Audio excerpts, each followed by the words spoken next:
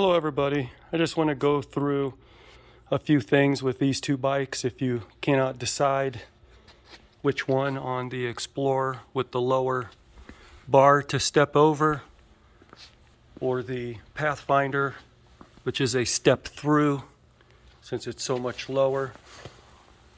On the other video we went over a few things with a few little minor adjustments we've had to make with the bike, but since then we've put another couple 100 miles on it and it's been awesome. One thing, we'll start off with the front. These handlebars are about 2 inches wider and you can see the dip in the bars, whereas this one are more straight across. So what we did for this bike is we did put a neck that comes back and comes more straight up off of the tube, which brings those handlebars closer. Very comfortable upright position. Also, the difference on these two, if you can't decide, these are a hydraulic fork with oil in them and a valve that makes them a little stiffer and not quite as bouncy. If you hit larger potholes, bigger bumps, going faster, this might be the best. But these really aren't that bad. They're a regular spring fork like a lot of the vehicles come with. They do bottom quite a bit easier if you're riding it aggressive. But other than that, they still work pretty good. I was actually surprised because we started off with these bikes with a hydraulic fork. Obviously you can see here, this is where the battery goes down in this tube, hidden away, which is really clean look. It's a 20 amp battery, amp hour. This is a 21 amp hour. Supposedly the range is an extra 5 miles at least. It goes on the outside, but it is easily removed and it's pretty clean looking. As you can tell on the Explorer, it does have the shock rear suspension.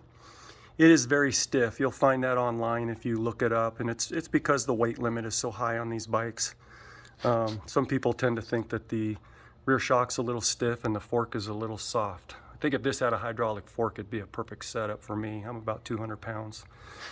But there is shocks online for 99 bucks or less that you can get. This is a 1,200 pound spring or rated in here.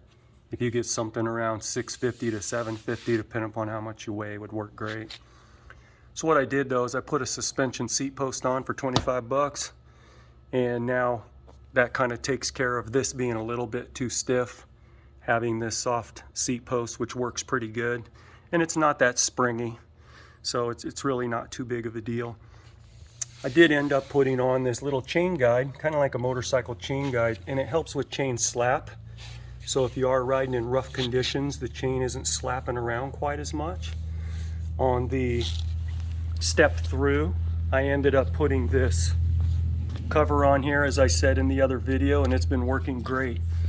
One change we did make that I think all step through Pathfinder people need, because this frame is so much wider in the back than this bike, and my Pathfinder step over has the same kind of frame design as this. This one is a lot beefier and bigger because of its step through design.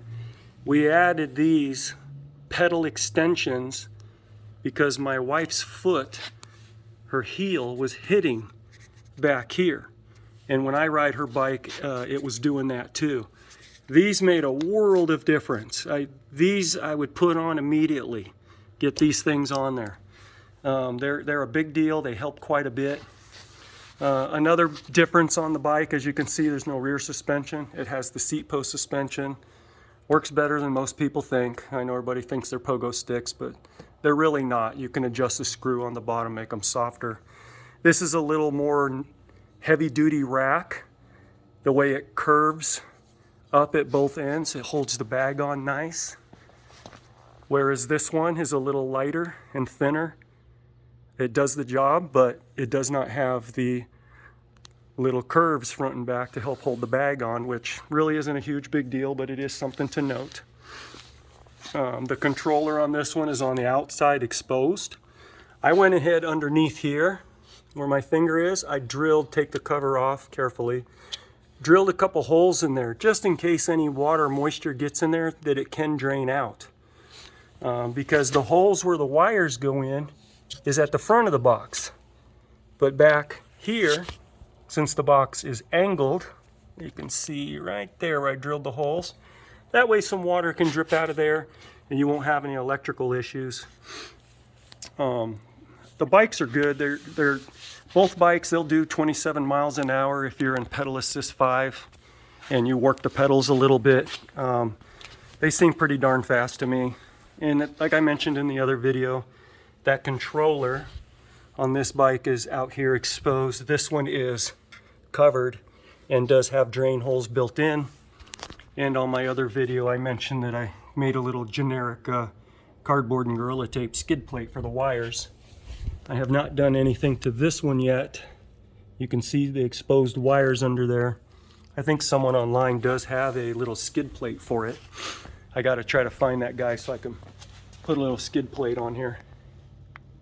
But other than that, it's depending upon you.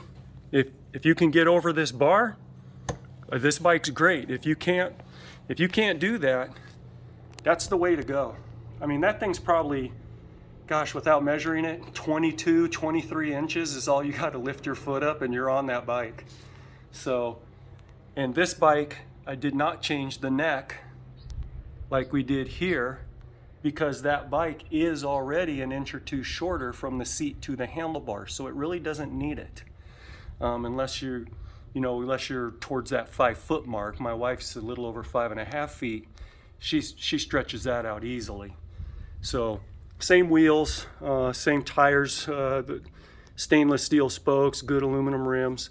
What the other difference is, these are 160 millimeter disc.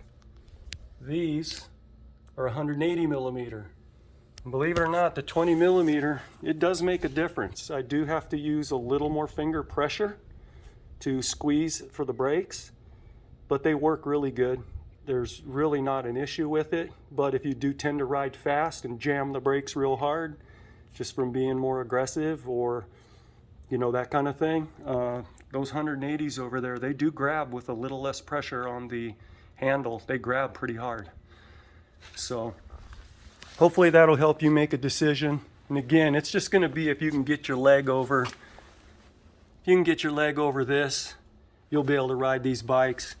One thing some people are doing, not necessarily recommending this, is they're taking out the suspension seat post, putting a regular one, because then this distance here, they can get the seat even lower until it touches the rack. So if you have, if you're like 5 feet tall, a little bit shorter, that might be the way to go. But if you don't want to lose the suspension seat post, here's the part I don't recommend. Some people are cutting this tube, cutting a good inch of it off, and then still remaining with their suspension seat post. That's up to you. I'm sure it would void your warranty. I would maybe just go the straight seat post unless you're riding in the rough stuff. But again, if you're riding in the rough stuff, maybe that rear shock's the way to go anyways. And then that way this seat should drop down just as low.